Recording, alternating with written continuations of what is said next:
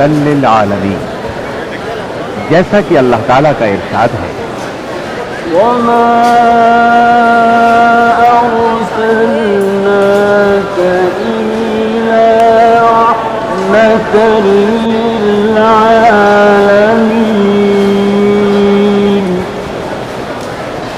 نبی کریم صلی اللہ علیہ وسلم بنی نوع انسان کے لیے اللہ کے آخری نبی ہیں، اور آپ پر نازل ہونے والی کتاب قرآن مجید اللہ تعالیٰ کی آخری کتاب ہے، لہذا نبی کریم صلی اللہ علیہ وسلم کی پاکیزہ زندگی امت مسلمہ کے لیے تا قیامت واجب الاتباع، رشد و ہدایت کا ابدی سرچشمہ اور ذریعہ نجات ہے۔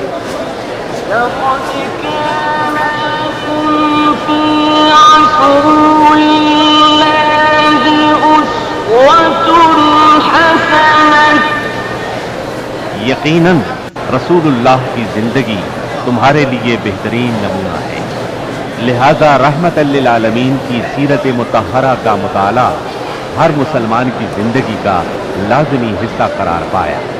مسلمان مردوں، عورتوں اور بچوں کی اسی ضرورت کے پیش نظر دارالسلام اسٹوڈیو نے 8 کیسٹ پر مشتمل نبی رحمت صلی اللہ علیہ وسلم کی سیرت طیبہ پر سیٹ تیار کیا ہے، جس کی تیاری میں قرآن مجید، صحیح احادیث اور مستند سیرت کی کتابوں سے استفادہ کیا گیا ہے۔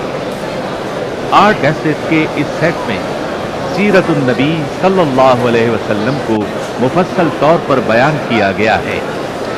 نبی صلی اللہ علیہ وسلم کی زندگی کے تمام پہلو اور واقعات ترتیب وار انتہائی دلچسپ انداز، خوبصورت آواز اور آسان الفاظ میں بیان کیے گئے ہیں۔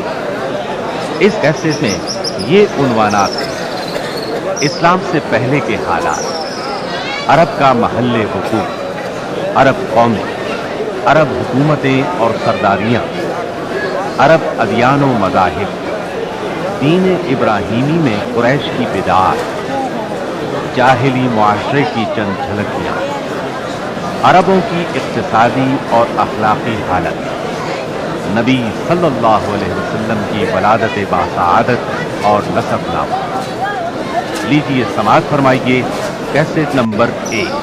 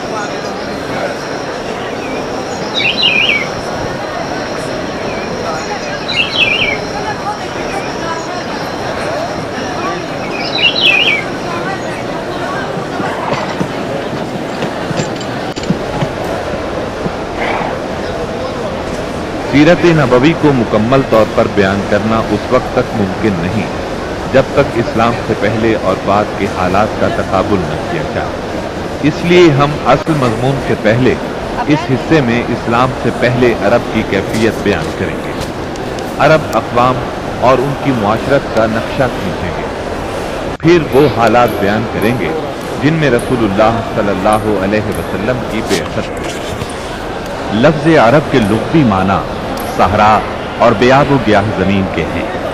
عہد قدیم سے یہ لفظ جزیرہ نمائے عرب اور اس میں بسنے والی قوموں پر بولا گیا ہے۔ عرب کے مغرب میں بحر احمر اور جزیرہ نمائے سینا ہے۔ مشرق میں خلیج عرب اور جنوبی عراق کا ایک بڑا حصہ ہے۔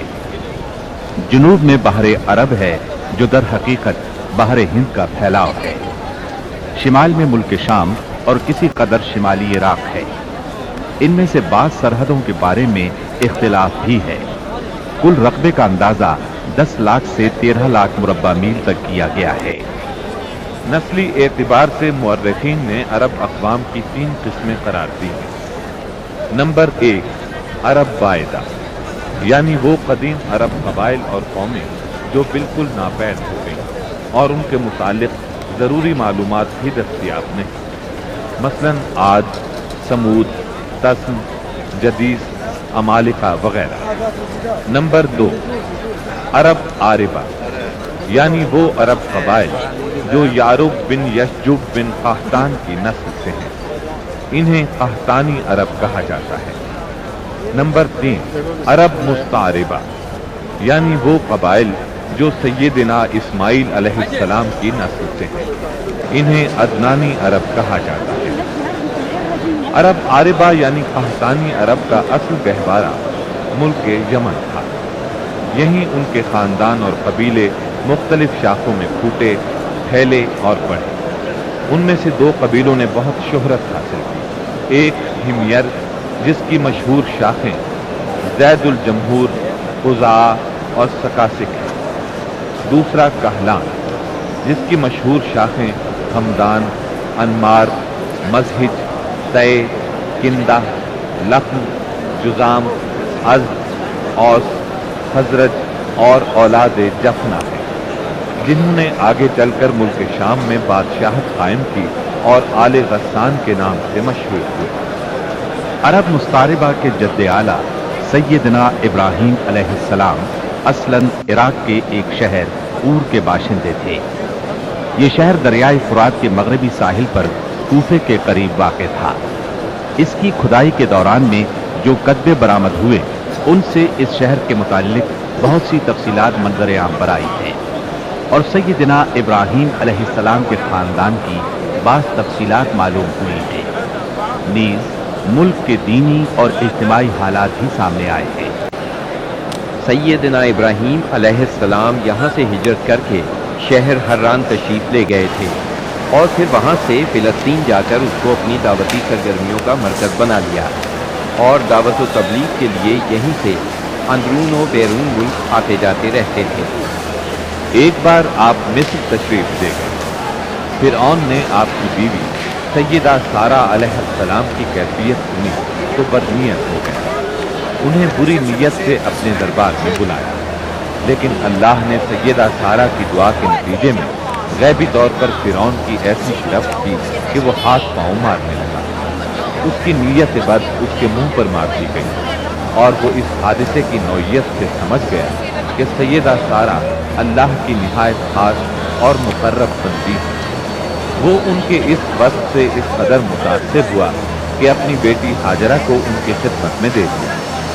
پھر سیدہ سارہ نے سیدہ ہاجرہ کو ابراہیم علیہ السلام کی زوجیت میں دے دیا۔ ابراہیم علیہ السلام ان دونوں کو لے کر فلسطین واپس تشریف لائے۔ پھر اللہ نے سیدہ ہاجرہ کے بطن سے ابراہیم علیہ السلام کو ایک فرزند ارجمند اسماعیل علیہ السلام عطا فرمایا۔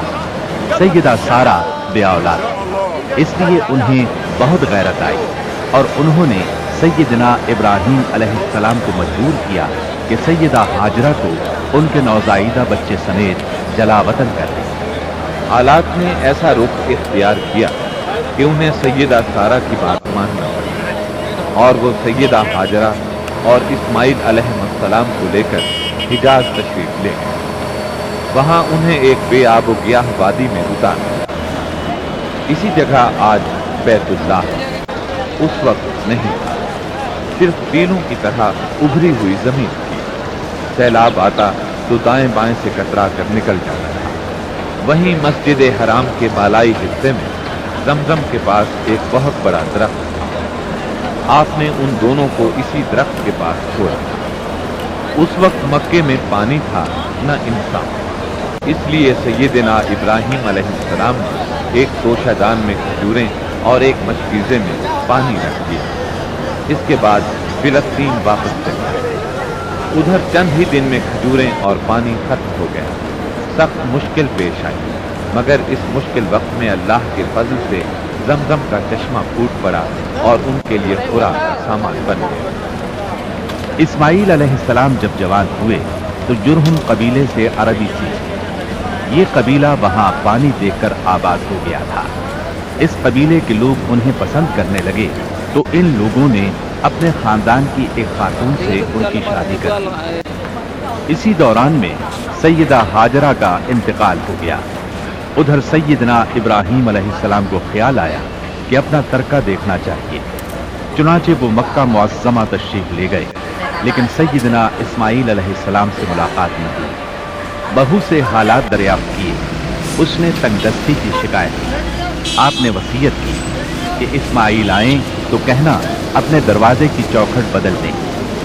سیدنا اسماعیل علیہ السلام اس وصیت کا مطلب سمجھ گئے۔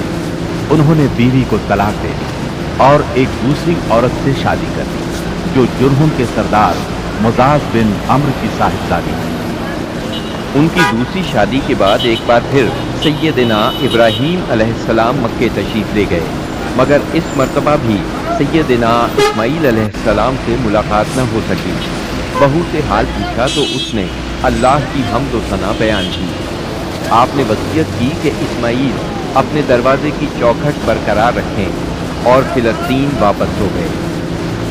اللہ تعالیٰ نے مزاز کی بیٹی سے اسماعیل علیہ السلام کو 12 بیٹے عطا فرمائے۔ ان 12 بیٹوں سے 12 قبیلے وجود میں، اور سب نے مکے ہی میں رہائش اختیار کی۔ ان کے حالات زمانے کی گرد میں دب کر رہ گئے۔ صرف نابل اور قیدار کی اولاد गुमनामी से महफूज रहे। कैदार बिन इस्माइल अलैहिस्सलाम की नस्ल मक्का मुअज़्ज़मा ही में फलती फूलती रही, यहाँ तक कि अदनान और फिर उनके बेटे माद का ज़माना आ गया। अदनानी अरब का सिलसिला नस्ल सही तौर पर यहीं तक महफूज है। अदनान नबी सल्लल्लाहु अलैहि वसल्लम के सिलसिला नस्ल में 21वीं पुश्त में आते हैं। बहरहाल माद के बेटे नजार से कई खानदान वजूद में आए। दरअसल नजार के 4 बेटे थे और हर बेटा एक बड़े कबीले की बुनियाद साबित हुआ। चारों के नाम ये इयाद, अनमार, रबिया और मुजर। इनमें से आखिरी 2 कबीलों की शाखें और शाखों की शाखें बहुत ज्यादा हुई। चुनाचे रबिया से असद बिन रबिया, अनज़ा, अब्दुल कैस, वाइल, बक्र, तगलिब और बनु हनीफा वगैरह वजूद में आए। मुजर की औलाद 2 बड़े कबीलों में तकसीम हुई। नंबर 1 कैस ऐलान बिन मुजर, नंबर 2 इलियास बिन मुजर। कैस ऐलान से बनु सुलैम, बनु हवाजिन, बनु गतफान, गतफान से अब्स, जुबियान, अशजा और गनी बिन आसुर के कबाइल वजूद में आए। इलियास बिन मुजर से तमीम बिन मुर्रा, हुजैल बिन मुद्रिका, बनु असद बिन खुजैमा और किनाना बिन खुजैमा के कबाइल वजूद में आए। फिर किनाना से कुरैश का कबीला वजूद में आया। ये कबीला फिहर बिन मालिक बिन नज़र बिन किनाना की औलाद थे। फिर कुरैश भी मुख्तलिफ शाखों में तकसीम हुए। मशहूर कुरैशी शाखों के नाम ये हैं: जुमा, सहम, अदी, मखजूम, तैम, ज़ोहरा और कुसई बिन किलाब के खानदान यानी अब्दुद्दार, असद बिन अब्दुल उस्सा और अब्द मनाफ। ये तीनों कुसई के बेटे थे। इनमें से अब्द मनाफ के 4 बेटे हुए, जिनसे 4 ज़ैली कबीले वजूद में आए, यानी अब्दुशम्स, नौफल, मुत्तलिब और हाशिम। इन्हीं हाशिम की नस्ल से अल्लाह ने हमारे नबी करीम सल्लल्लाहु अलैहि वसल्लम का इंतखाब फरमाया। इब्न अब्बास रज़ी अल्लाहु अन्हु का बयान है कि रसूलुल्लाह सल्लल्लाहु अलैहि वसल्लम ने फरमाया, अल्लाह ताला ने मखलूक पैदा फरमाई तो मुझे सबसे अच्छे गिरोह के अंदर रखा। फिर कबाइल को चुना तो मुझे सबसे अच्छे कबीले के अंदर बनाया। फिर घरानों को चुना तो मुझे सबसे अच्छे घराने में बनाया। लिहाजा मैं अपनी जात के एतबार से भी सबसे अच्छा हूँ और अपने घराने के एतबार से भी सबसे बेहतर हूँ। जिस वक्त जजीरतुल अरब पर इस्लाम का सूरज तुलू हुआ, वहाँ 2 किस्म के हुक्मरान थे। एक ताजपोश बादशाह जो हकीकत में मुकम्मल तौर पर आज़ाद और खुद मुख्तार नहीं थे, और दूसरे कबाइली सरदार जिन्हें इख्तियारात के लिहाज से वही हैसियत हासिल थी जो ताजपोश बादशाहों की थी, लेकिन इनकी अक्सरियत को एक मज़ीद इम्तियाज़ ये हासिल था कि वो मुकम्मल तौर पर आज़ाद और खुद मुख्तार थे। उस वक्त ताजपोश हुक्मरान ये थे: शाहान यमन, शाहान आल गस्सान यानी शाम, और शाहान हीरा यानी इराक। बाकी अरब हुक्मरान ताजपोश न थे। अरब आरिबा में से कदीम तरीन कौम सबा थी। ऊर यानी इराक से जो कतबात बरामद हुए, उनमें 2500 साल कबल मसीह की इस कौम का जिक्र मिलता है, लेकिन इसके उरूज का ज़माना 11 सदी कबल मसीह से शुरू होता है। इसकी तारीख के अहम अदवार ये हैं: 650 कबल मसीह से पहले का दौर। इस दौर में सबा के बादशाहों का लक़ब मकरिब सबा था। उनका पाए तख्त सिरवाह था, जिसके खंडरात आज भी मारिब के मगरिब में एक दिन के फासले पर पाए जाते हैं। ये खंडरात कुरैबा के नाम से मशहूर हैं। उसी दौर में मारिब के मशहूर बंद की बुनियाद रखी गई, जिसे यमन की तारीख में बहुत अहमियत हासिल है। 650 कबल मसीह से 115 कबल मसीह तक का दौर। इस दौर में सबा के बादशाहों ने मकरिब का लफ्ज़ छोड़कर मलिक यानी बादशाह का लक़ब इख्तियार कर लिया और सिरवाह की बजाय मारिब को अपना दारुस्सल्तनत बनाया। इस शहर के खंडरात आज भी सनआ से 60 मील मशरिक में पाए जाते हैं। 115 कबले मसीह से 300 ईस्वी तक का दौर। इस दौर में सबा की ममलुकत पर कबीला हिमयर को गलबा हासिल रहा और इसने मारिफ की बजाय रैदान को अपना पाए तख्त बनाया। फिर रैदान का नाम जफार पड़ गया, जिसके खंडरात आज भी शहर यरीम के करीब एक दायरा नुमा पहाड़ी पर पाए जाते हैं। इसी दौर में कौम सबा का जवाल शुरू हुआ। 300 ईस्वी के बाद से आगाज इस्लाम तक का दौर। इस दौर में यमन के अंदर मुसलसल इस्तिराब और इंतशार